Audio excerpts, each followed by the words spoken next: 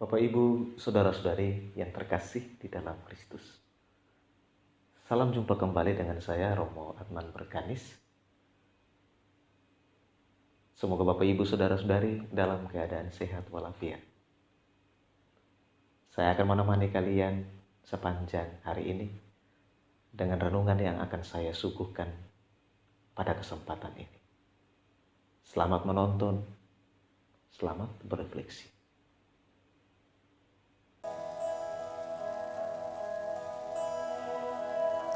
Bapak, Ibu, Saudara-saudari yang terkasih di dalam Kristus.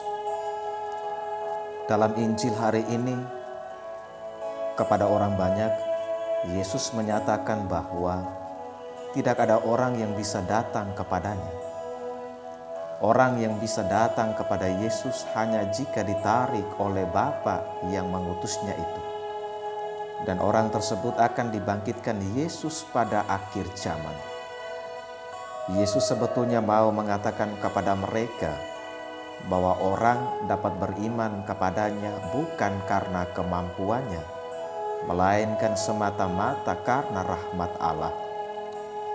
Rahmat Allah hanya dapat bekerja dengan baik apabila orang memberikan ruang di dalam hatinya untuk dimasuki oleh Allah. Orang tersebut akan diajar dan dididik oleh Allah. Yesus juga mengatakan bahwa setiap orang yang telah mendengar dan menerima pengajaran dari Bapa, itulah yang datang kepadanya. Hal ini bukan berarti bahwa ada orang yang sudah melihat Allah Bapa. Yang sudah melihat Allah Bapa adalah Yesus Kristus sendiri, karena Dia berasal dari Allah. Yesus mengajak mereka untuk percaya kepadanya. Siapa yang percaya kepadanya, ia mempunyai hidup kekal. Lagi-lagi Yesus memperkenalkan dirinya kepada mereka sebagai roti hidup. Mana di padang gurun tidak menjamin siapapun untuk hidup selamanya. Buktinya nenek moyang mereka telah makan mana itu, tetapi mereka semua telah mati. Hanya Yesus Kristus sang roti hidup yang memberikan jaminan hidup kekal. Siapa yang memakannya, ia tidak akan mati. Karena Yesus adalah roti hidup yang telah turun dari surga. Apabila seseorang makan roti itu, ia akan hidup selama-lamanya. Yesus menegaskan bahwa roti yang Dia berikan itu adalah dagingnya sendiri yang akan Dia berikan untuk hidup dunia. Bapak, Ibu, Saudara-saudari yang terkasih di dalam Kristus. Hari ini Yesus juga mengingatkan kita bahwa siapapun kita, tidak ada yang bisa datang kepada Allah jika tidak ditarik oleh Allah. Saya yakin bahwa sekarang kita sungguh beriman kepada Kristus karena kita telah ditarik oleh Allah. Tidak usahlah kita ragu dengan beriman kepada Kristus, karena Kristus sendirilah yang akan membangkitkan kita pada akhir zaman. Kita juga mesti mengakui bahwa iman yang kita hayati itu dan juga keselamatan adalah milik Allah. Kita beriman bukan karena kita mau atau kita mampu, tetapi karena rahmat Allah. Kita diajak untuk membuka hati menerima rahmat Allah itu. Rahmat Allah itulah yang akan mengajar, mendidik, dan membimbing kita menjadi orang beriman sejati. Tak bisa disangkal bahwa kita pun belum pernah melihat Allah secara kasat mata. Yang sudah melihat Allah hanyalah Yesus Kristus, karena Dialah anak Allah yang diutus oleh Allah ke dalam dunia untuk menyelamatkan kita. Yesus menginginkan agar kita tetap setia percaya kepadanya, karena Yesus adalah roti hidup yang turun dari surga, yang akan memberikan jaminan hidup kekal bagi kita orang percaya.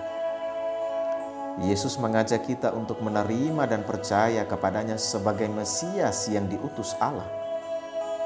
Yesus telah memberikan dagingnya, darahnya, hidupnya untuk keselamatan kita. Bapak, Ibu, saudara-saudari yang terkasih di dalam Kristus, iman kepada Kristus adalah respon aktif seseorang yang menerima Tuhan Yesus sebagai juru selamatnya. Iman menghantar untuk percaya bahwa darah dan tubuh Kristus telah tercurah bagi kita untuk menyelamatkan kita dari hukuman kekal. Darah yang tercurah dan tubuh yang terkoyak di kayu salib menjadi satu-satunya sumber dan alasan mengapa kekristenan hidup sampai pada detik ini. Di dalam Ekaristi kita berjumpa dengan kehidupan, kesengsaraan, kematian, dan kebangkitan Kristus. Di dalam Ekaristi kita dijamu oleh Kristus dengan tubuh dan darahnya sendiri. Kristus memberikan seluruh dirinya dan hidupnya kepada kita sebagai ungkapan kasih-Nya. Kita mesti bersyukur karena kita selalu diberi kesempatan untuk dapat bersatu dengan Kristus di dalam dan melalui Ekaristi. Melalui Ekaristi kita memperoleh kesempatan untuk merasakan betapa besar cinta Tuhan bagi hidup kita. Di dalam Ekaristi kita menimba sumber hidup yang sejati. Karena Ekaristi adalah sumber dan puncak hidup kita. Dengan demikian, Ekaristi mesti kita rayakan dengan penuh iman. Karena di sana kita diundang oleh Tuhan untuk keselamatan seluruh umat manusia. Ekaristi menyegarkan iman kepercayaan kita kepada Tuhan.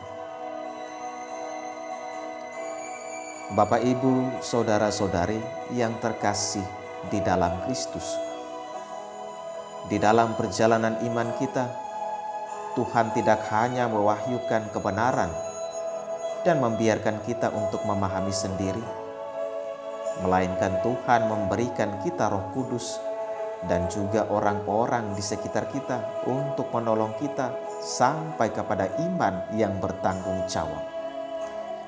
Kita tidak beriman sendirian, kita beriman bersama orang lain agar membantu kita untuk semakin menyelami rencana dan kehendak Tuhan dalam hidup kita. Hal ini nampak jelas dalam bacaan pertama pada hari ini, di mana Filipus yang mengikuti arahan malaikat Tuhan menjadi berkat bagi seorang sida-sida yang telah memiliki keterbukaan untuk percaya. Sida-sida itu adalah seorang berkedudukan tinggi dan terhormat. Ia adalah seorang Ethiopia, seorang asing yang tidak termasuk dalam kalangan bangsa terpilih. Kesediaan Filipus untuk mengikuti petunjuk Tuhan membawa orang asing itu untuk percaya dan dibaptis. Petunjuk, arahan, dan ajaran Tuhan selalu membawa berkat, baik bagi diri kita maupun bagi orang lain. Bagi kita tentu sudah jelas petunjuk dan arahan Tuhan itu bisa kita temukan di dalam kitab suci dan ajaran-ajaran gereja. Oleh karena itu kita mesti meluangkan waktu untuk membaca kitab suci dan mempelajari ajaran-ajaran gereja serta merenungkannya setiap hari dan mendengarkan petunjuk Tuhan. Arahan dan ajaran Tuhan melalui kitab suci dan ajaran gereja mesti kita percaya sebagai jalan menuju kebahagiaan sejati dan menjadikan diri kita berkat bagi banyak orang. Marilah kita buka hati dan pikiran kita untuk selalu menerima bimbingan Roh Kudus ketika kita membaca kitab suci.